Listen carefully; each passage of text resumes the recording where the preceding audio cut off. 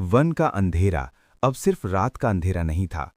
हर सांस के साथ वो और गहरा होता जा रहा था। राक्षसों का नेता पूरी तरह राम के सामने आ चुका था। उसकी आंखों में गुस्सा भी था और अपमान भी। उसे विश्वास था कि आज तक किसी ने राक्षसों के बल को चुनौती देने का साहस नहीं किया। उसकी गर्जना से वन कांप उठा, पेड़ हिले, पक्षी उड़ गए और जमीन जैसे थर्राने लगी। उसने कहा, जो भी राक्षसों के सामने आया या तो झुक गया या फिर मिट्टी में मिल गया।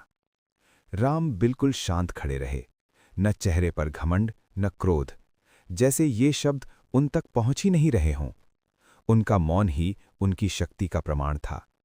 लक्ष्मण ने महसूस किया कि ये युद्ध अलग है। यहां सिर्फ शस्त्र नहीं, संयम और मर्यादा भी परीक्षा में थी। राक्षसों का नेता अचानक आगे बढ़ा। उसके कदमों से वन की भूमि हिल उठी। उसने भयानक वार किया। हवा चीख उठी। यज्ञ की आग एक पल के लिए लड़खड़ा गई। विश्वामित्र ने आंखें बंद कर लीं। उनके मन में सिर्फ एक प्रार्थना थी, धर्म अपना मार्ग खुद चुने। लक्ष्मण आगे बढ़ने ही वाले थे कि राम ने सिर्फ एक दृष्टि से उन्हें रोक दिया। वो दृष्टि कह रही थी, ये युद्ध अभी भी मेरा है। राम ने धीरे से धनुष उठाया।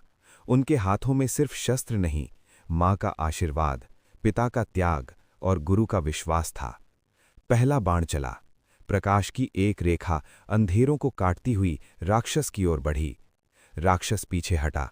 उसकी आंखों में पहली बार भय दिखा।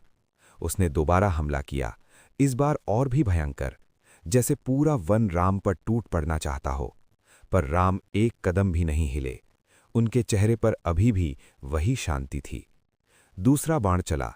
राक्षस की गर्जना चीख में बदल गई। उसका अहंकार धरती पर बिखर गया। एक तेज आवाज के साथ वो गिर पड़ा। वन कुछ पल के लिए बिल्कुल शांत हो गया। यज्ञ की आग फिर से पूरी शक्ति से जल उठी। विश्वामित्र ने आंखें खोलीं। उनके चेहरे पर संतोष था, पर साथ ही ये बोध भी कि ये अंतिम संघर्ष नहीं है। लक्ष्मण राम के पास आए। दोनों भाई जानते थे ये यात्रा अभी और लंबी है, पर दूर वन के उस पार किसी ने ये सब देखा। उसकी मुस्कान गहरी थी।